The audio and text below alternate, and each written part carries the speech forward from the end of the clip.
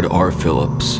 The problem wasn't the prospect of creating an entirely new branch of the United States government. No, the director's fears are rooted much deeper than that.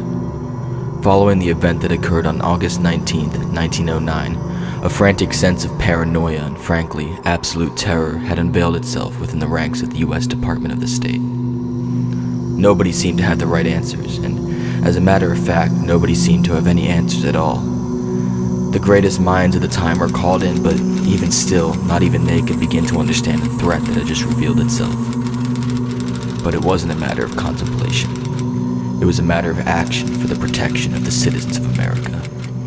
And thus was born the United States Department of Contingency. The files are read front to back, through and through, and all Phillips could muster was a deep sense of dread. He crashed in his bed that night, skipping dinner entirely. His dreams were in fact not dreams at all, but pure, unfiltered nightmares. It was for this reason that the next day, Phillips agreed to spearhead the construction of the Department of Contingency, not out of passion, but out of fear. He intended to protect the people of America, and in doing so, blinding them from the horrors that seemed so distant just a few days prior. By 1910, the construction of the department was finally completed, and with it came the formation of a new front line. A front line that nobody on Earth could ever hope to understand. The files that were handed to Phillips on that overcast day detailed an event that, to be quite clear, seemed to have no basis in humanity's understanding of the universe. Cape May was but a distant memory for Phillips, and hailing from Illinois, the shore wasn't necessarily an everyday sight. But he had a respect for the Jersey shoreline with all its neatly trimmed lawns and scenic boulevards. To see it all burned to waste was the first true horror. The storm that ravaged the southern tip of New Jersey was a rare sight indeed, but not unheard of. The survivors described it as an indigo mass that covered all horizons as it loomed overhead. The sparks of lavender bolts lit up the sky as they bounced from cloud to cloud, eventually making their way directly above the town.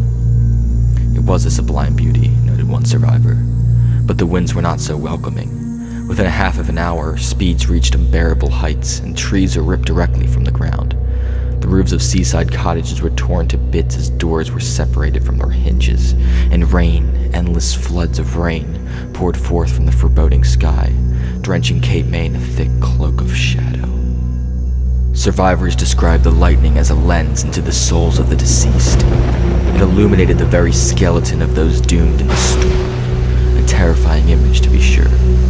But it wasn't the full extent to which the deathly bolts waged their murderous regime. When the violent lightning made landfall, their immediate target was not a tree nor a house, but a person standing aimlessly in the streets, but within a fraction of a second turned into a pool of blood. All that remained was a fried skeleton that, despite all odds, remained standing in the center of the street. The thunder cried out. Onlookers watched in terror as the thing slowly twisted its head about, revealing a deathly lavender glow in its eye sockets. At about the same time, similar bodies of death and decay rose from the now receding tides.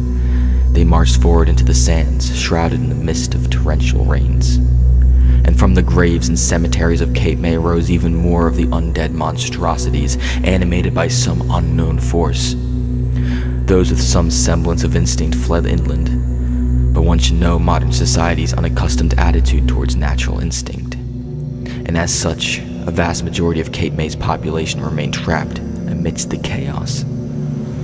Survivors who remained within Cape May reported their neighbors to have screamed as if the world had collapsed in their hands. They cried out, claiming they could see their dead relatives and their ancestors.